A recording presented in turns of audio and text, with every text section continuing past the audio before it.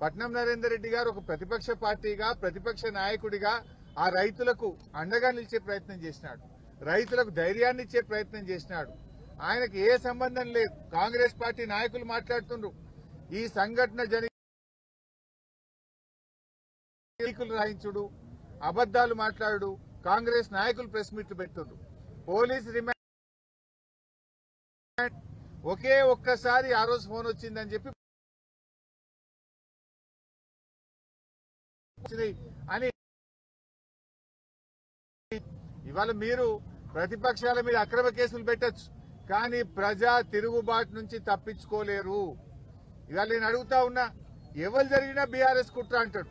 మొన్నటిదాకా నిరుద్యోగ యువత అశోక్ నగర్ లో ఎస్సీ ఎస్టీ బీసీలకు అన్యాయం జరుగుతా ఉంది, జీవో 29 రద్దు చేయండి అని చెప్పి అశోక్ నగర్ లో నిరుద్యోగ యువత రోడ్ల మీదకి వస్తే అది దాని వెనుక బీఆర్ఎస్ పార్టీ ఉందని రేవంత్ రెడ్డి గారు మాట్లాడుతూ ఉంటారు.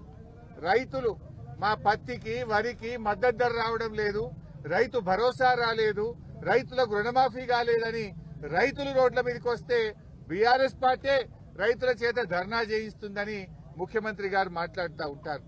మా స్పెషల్ పోలీసులు మాకు ఏక్ పోలీసింగ్ పద్ధతి కావాలి, మా సరెండర్ లీవులు మాకుండాలి, మమ్మల్ని ఇబ్బంది పెడుతున్నారని పోలీసులు రోడ్ల మీదకి వచ్చి ధర్నాలు చేస్తే దాని వెనుక బీఆర్ఎస్ పార్టీ కుట్ర ఉందని రేవంత్ రెడ్డి గారు మాట్లాడుతుంటారు.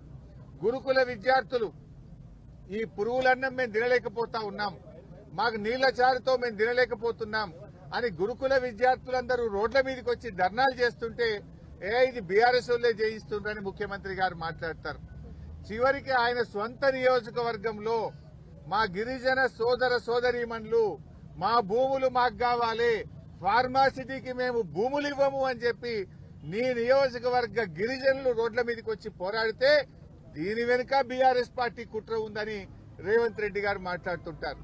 అంటే ప్రతిపక్షం ప్రజలు మాకు ఇచ్చిన బాధ్యత ఏంది?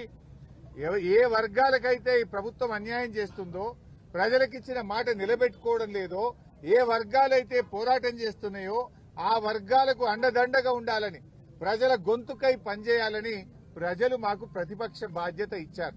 ప్రతిపక్షంగా విద్యార్థులు రోడ్ల మీదకి వస్తే వారికి సంఘీభావం ప్రకటించడం మా బాధ్యత. ప్రతిపక్షంగా రైతులకు మద్దతు ధర రాకపోతే పోరాడడం మా బాధ్యత. ప్రతిపక్షంగా నిరుద్యోగ యువకులకు అన్యాయం జరిగితే పోరాడడం మా బాధ్యత. మరి నువ్వు ఎస్సీ ఎస్టీలకు అన్యాయం చేసి వాళ్ళ భూములు గుంజుకుంటే వాళ్ళు రోడ్ల మీదకి వస్తే నైతిక మద్దతు ఇవ్వడం మా బాధ్యత. పోలీసులు రోడ్ల మీదకి వస్తే పోలీసుల హక్కులు కాపాడడం కోసం కూడా వారి పక్షాన నిలబడడం ప్రతిపక్షంగా మా బాధ్యత. లేకపోతే ఏం చేయాలి?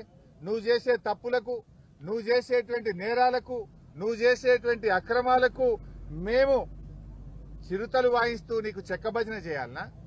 చిరుతలు వాయిస్తూ నువ్వు చేసే తప్పులకు మేము భజన చేయాలనా? నీ తప్పులను ఎత్తి చూపడమే మా బాధ్యత.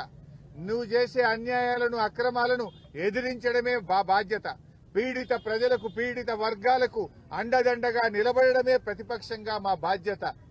నువ్వు అనుకుంటున్నావేమో బీఆర్ఎస్ నాయకుల మీద కేసు పెట్టాని, మమ్మల్ని అక్రమంగా ఇరికించాలనుకుంటున్నావు. పెడితే పెట్టు, మాకు ఉద్యమాలు కొత్త కాదు, అరెస్టులు కొత్త కాదు, జైళ్లు కొత్త కాదు.